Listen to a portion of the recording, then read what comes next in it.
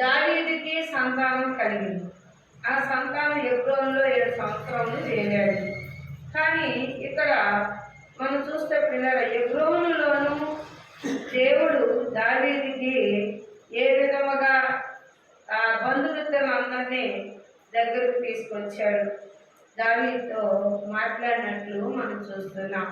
వాళ్ళు ఏమన్నారు, మేము ఎన్ని ముక్కులంటే వారు, నువ్వు భయపడకు, మేము అందరూ ఉన్నాం కదా, నీకే భయం లేదు. మరి బంధుత్వము అని మనం చూసేసరికి వీరే ఒక సంఘంగా కూడిపోయారట.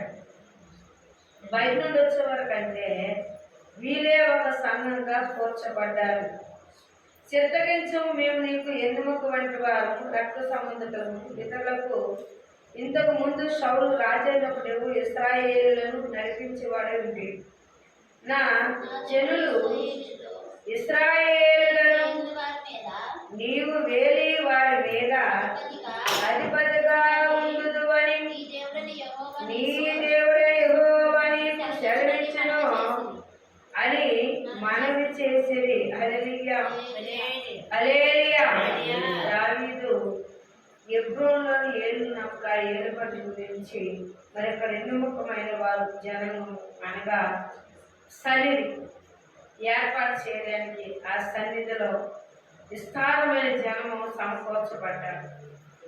ఆయన ఏలుబడి అక్కడ ఏలుబడి కారణం ఏంటంటే బంధుమిత్రులైన వారు కూడా ఈయనకి సంఘములో బలమైన వారుగా ఉన్నారట. అందుకే ఇక్కడ అంటాడు, దావీదుతో మాట్లాడిన తర్వాత దేవుడు యెహోవా నీకు సెలవిచ్చినని మనం చేసింది. ఇశ్రాయేలు పెద్దలందరూ హెబ్రోనులో ఉన్న రాజు మధ్యకు రాగా దావీదు హెబ్రోనులో యెహోవా సన్నిధిని వారితో నిబంధన చేసుకున్నాడు. మందిరంలోకి వచ్చిన వారు ఆ మందిరంలో నిలబడి ఆ మందిరంలో ప్రత్యక్షమైన అనుభవాలు, ఆ మందిరంలో ఉన్నప్పుడు దావీదట వచ్చిన వారు ఎలా వస్తున్నారు, వచ్చి మరొకసారి వెళ్ళిపోవడం కాదు, ఆ మందిరంలోనే నిబంధన చేశాడట దావీదు. ఎప్పుడైతే నిబంధన చేసుకున్నాడో అప్పుడు వారు సమూయేలు యెహోవా సెలవిచ్చిన ప్రకారం దావీదు ఇశ్రాయేలు రాజుగా అభిషేకం చేసిరి. ఎప్పుడైతే నిబంధన పడ్డారో నిబంధన బట్టి దేవుడు అక్కడ అభిషేకం చేశాడు. ఆ అభిషేకం బలమైంది కాబట్టి ఆ సంఘం కూడా చేత విస్తరింపబడ్డాడు. ఆ సంఘం కూడా బలమైన వారుగా ఉన్నారని రాయబడింది. హల్లెలూయా, ప్రయాసపడ్డారు. హెబ్రోనులో చేసిన పనులను బట్టి, అక్కడున్న వాగ్దానాలను బట్టి దేవుడట వారు ఎంతో ప్రయాసపడి తీసుకొచ్చిన నీళ్లు దాన్ని తాగలేదు. దాహం అనగా చాలా దూరం వెళ్ళారట. మరి ఇంచుమించు చాలా దూరం వెళ్ళారని చెప్తాను. ఎందుకంటే అక్కడ ఏమి లేవు, బావిలు లేవు. బావి ఎక్కడ ఉందో అక్కడికి వెళ్ళి, బావిలు అన్ని బావులు మంచినీళ్ళు ఉంటాయా అంటే అన్ని బావులే మంచినీళ్ళు ఉండవు. బావిలు మంచినీళ్ళు ఉన్న ప్లేస్కి నీళ్ళు ముగ్గురు తీసుకొచ్చారు. కానీ ఆ నీళ్ళు దావీదుకి అంత మనసు రాలేదంట. ఆ నీళ్ళు తాగాలని ఆలోచన రాలేదంట. ఎందుకు రాలేదు అంటే నీళ్ళు తెచ్చిన ఈ మనుషులు రక్తము నేను త్రాగుతున్నా అని చెప్పి త్రాగకపోయింది. ఈ ముగ్గురు పర్పసారి ఇంటి పనులు చేసేది. పర్పసారి ఇంటి పనులు చేసేవారంట ఈ ముగ్గురు. మరి దావీదు వద్దకు వచ్చిన వాడు హల్లెలూయా, హల్లెలూయా.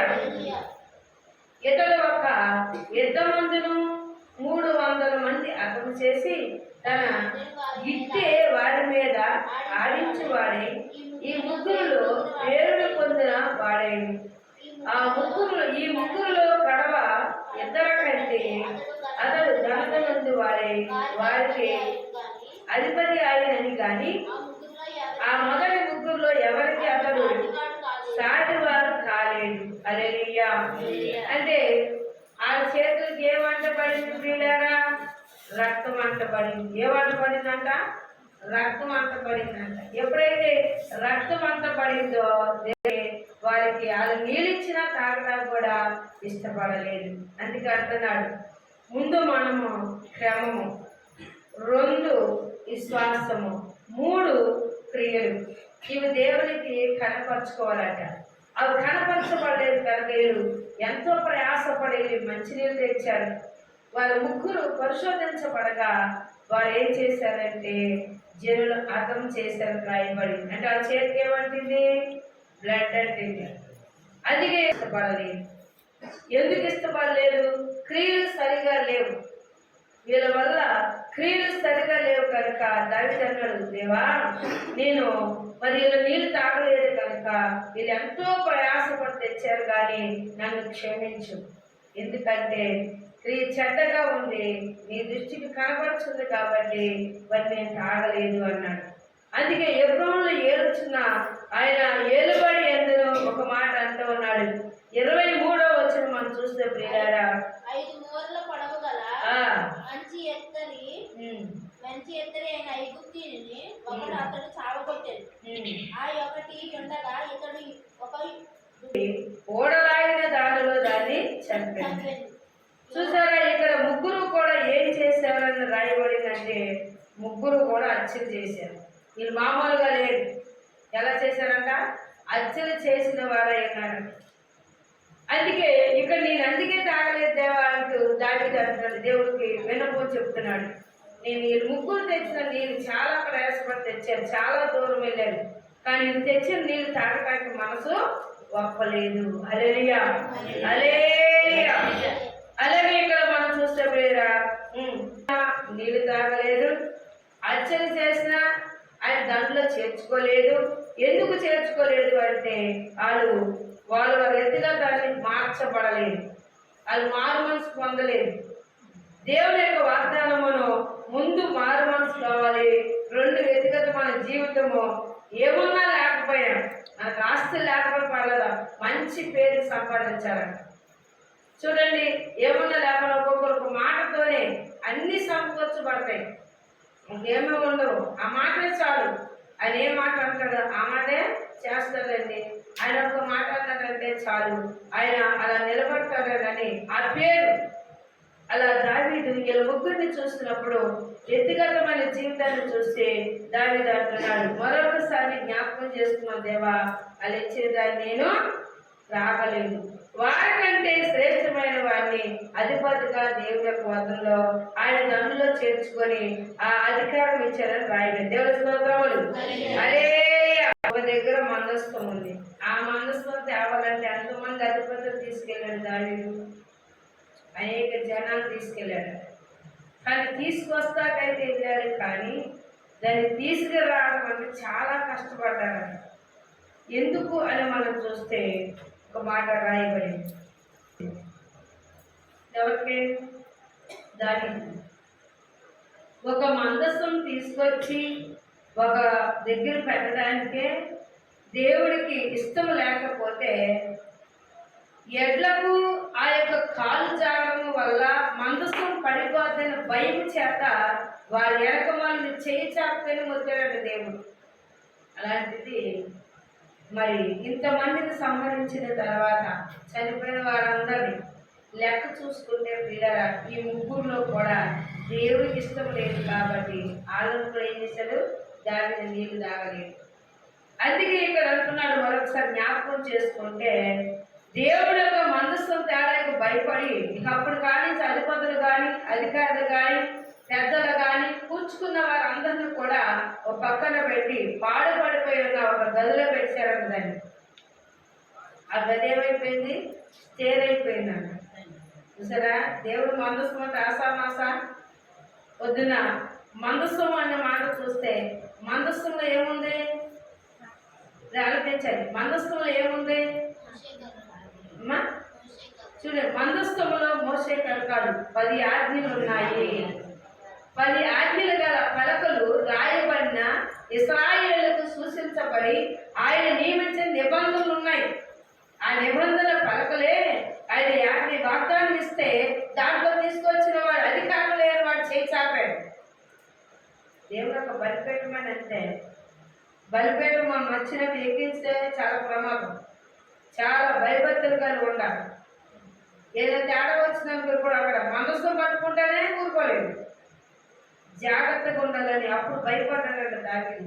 ఎంతమంది పెద్దలు ఇశ్రాయేలును తీసుకొచ్చారు, ఏకం కూర్చుకున్నాం, అందరం కలిసి మాట్లాడుకున్నాం, కానీ దేవుడికి ఇష్టం లేని సంగతి నాకు తెలియలేదు.